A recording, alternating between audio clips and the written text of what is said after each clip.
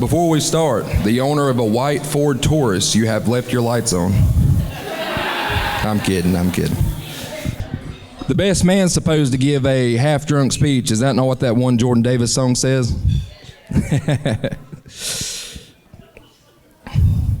I'm just joking, but let's get serious to why we're here. We're all here to celebrate these two on their special day, and what a special day it has been. This is a beautiful place, and it has been a gorgeous wedding. Evan was the best man in my wedding just this past June, and now he has given me the honor in being his best man. Evan gave a phenomenal speech, so hopefully I can give him some justice today. My wife is probably upset because I've already said more in this speech so far than I did in my own vows. Moving forward, though. Evan is the best friend that anyone could have in their lifetime. He and I have many stories and a vast collection of memories. Many of those stories, I'd say, have probably been lost in time due to us having the type of friendship that we didn't have plans. We didn't have to see one another. We didn't have to see other people. We didn't have to go to a party. We didn't have to go to an event. All we had to do was be in each other's presence in another room, and that was enough for us. We could sit in a room together and just talk, and that's all we needed to be, is entertained.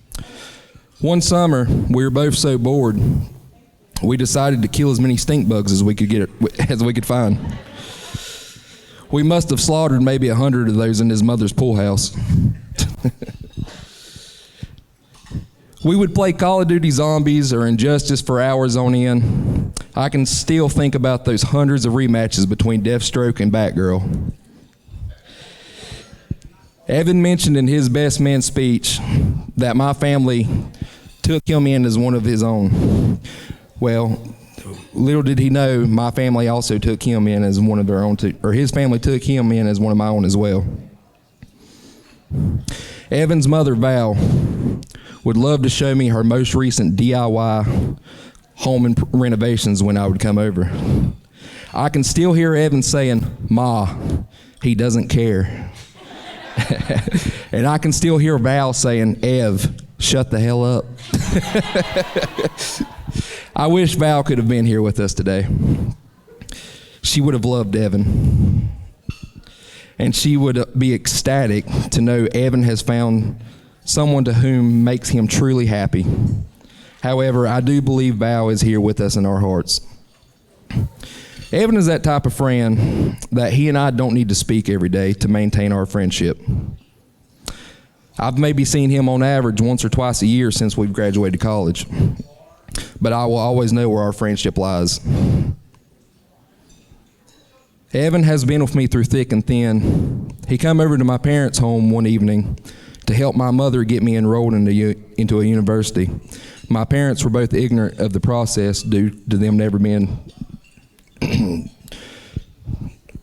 enrolled in college. Evan helped my mother fill out my first FAFSA application when I was accepted into Western Carolina. Has anyone ever filled out FAFSA paperwork? That's enough stress to ruin an entire evening and maybe even start a family feud. However, Evan was there to lend me a hand in my time of need. He was the first person to tell me I deserved better. If it wasn't for his friendship, I maybe wouldn't have gone through a university and have the career I have today. But to wrap things up, Evan has always been someone I looked up to. He's one of the only people I know that can walk into a room full of strangers and talk smack to their face. And they not want to kill him at first. If I tried that, I'd probably have a few less teeth. But seriously, I've always envied Evan. The way Evan approaches a situation, he is confident, considerate, and knowledgeable. And if he's none of those things, he'll put on his best poker face and try to convince everyone he knows what he's talking about. Even if there's a couple tall tales sprinkled in there. He's always made me laugh.